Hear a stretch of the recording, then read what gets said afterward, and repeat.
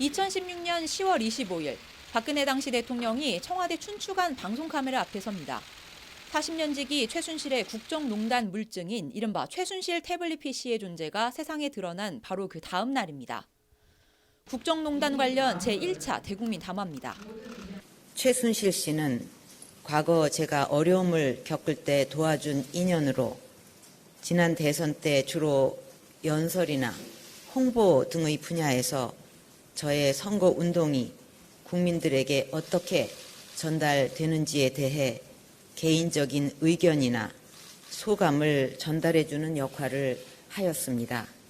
취임 후에도 일정 기간 동안은 일부 자료들에 대해 의견을 들은 적도 있으나 청와대의 보좌 체계가 완비된 이후에는 그만두었습니다. 최순실을 알긴 알지만 연설문이나 세간의 평가에 대한 의견을 받은 정도고 그마저도 청와대 보좌진 임명 후에는 그만뒀다는 겁니다. 사실이 아니었습니다. 최순실이 박 전 대통령 임기 내내 박 전 대통령을 등에 업고 삼성 등 재벌로부터 수백억 원을 받아낸 의혹, 정부 및 민간 인사에 개입한 의혹 등이 속속 드러납니다. 의혹은 사실로 판명돼가고 2016년 11월 23일 최순실은 구속됩니다. 바로 그 다음 날 박 전 대통령은 다시 방송 카메라 앞에 섭니다. 제2차 대국민 담화입니다.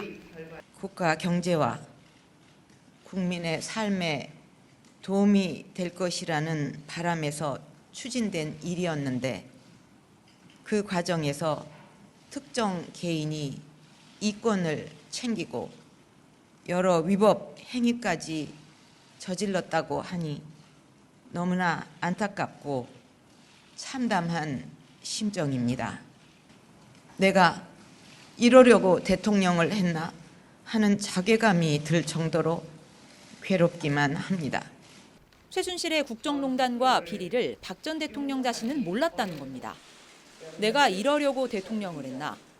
박 전 대통령으로선 억울하기 짝이 없다는 뜻이었겠지만 국회 청문회가 진행되고 검찰 수사가 파고들수록 최순실과 박 전 대통령이 공모한 정황이 여기저기 나타납니다.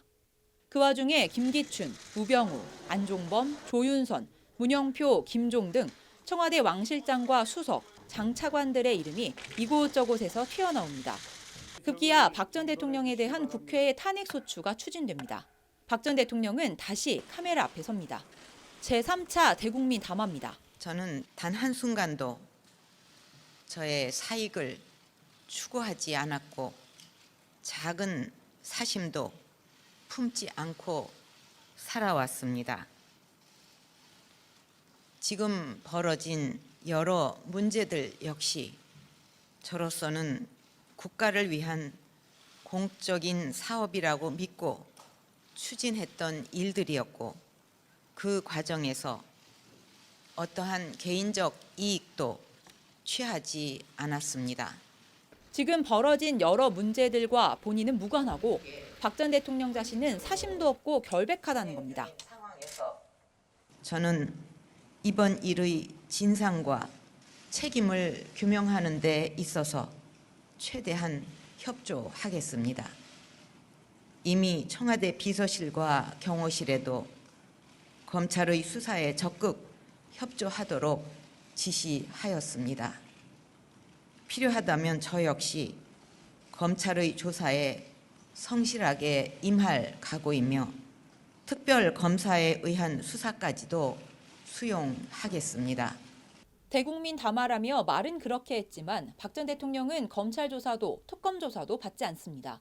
검찰 수사에 적극 협조하도록 지시했다는 청와대 비서실과 경호실은 검찰과 특검의 청와대 압수수색을 막아섭니다. 탄핵 심판으로 대통령 직무가 정지돼 청와대 방송 카메라를 쓸 수 없게 된 상황에선 보수 인터넷 TV에 나가 자신의 무죄와 결백을 거듭 주장합니다. 어떻게 희한하게 경제 공동체라는 말을 만들어냈는데 그거는 엮어도 너무 어거지로 엮은 거고요. 예. 또 그 경제 공동체라는 말은 암만 생각해도 이상하니까 예. 특검에서도 철회를 했어요. 그럴 정도로 예. 말이 안 되는 얘기들이죠. 법원은 그러나 오늘 새벽 3시쯤 구속의 사유와 필요성, 상당성이 인정된다며 박 전 대통령에 대한 구속영장을 발부합니다. 주요 범죄 혐의가 소명되고 증거인멸에 염려가 있다는 것이 법원의 판단입니다.